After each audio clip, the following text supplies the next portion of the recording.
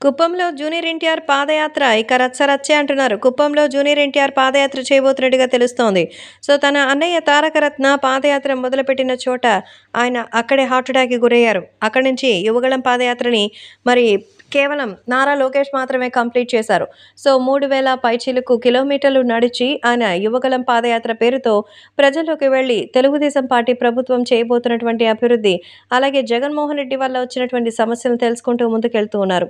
దీన్ని బట్టి డిస్కస్ చేసి ఉమ్మడి మేనిఫెస్టోని రిలీజ్ చేయాలని వాళ్ళ ప్లాన్. అయితే తాజాగా మరి కుప్పంలో పాదయాత్రను మొదలుపెట్టాలని జూనియర్ ఎన్టీఆర్ అనుకుంటున్నారట.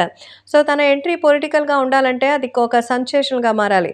కుప్పం నియోజకవర్గంలోకి రావడానికి కారణం తన అన్నయ్య అక్కడే ప్రాణాలు కోల్పోయారు.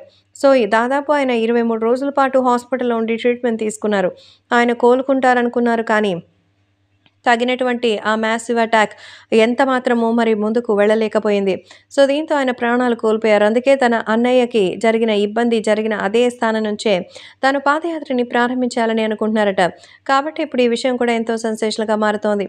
ఏది ఏవైనా మరి ఇప్పుడు జూనియర్ ఎన్టీఆర్ తెలుగుదేశం పార్టీ కోసం రావడమే ఒక హైలైట్ అంటే, తెలుగుదేశం పార్టీ ప్రచారం కోసం ఆయన ముందడుగు వేస్తున్నారు. అది కూడా మరి తెలుగుదేశం పార్టీ కోసం కుప్పం నియోజకవర్గం నుంచి పాదయాత్ర మొదలుపెట్టబోతున్నట్టుగా తెలుస్తోంది.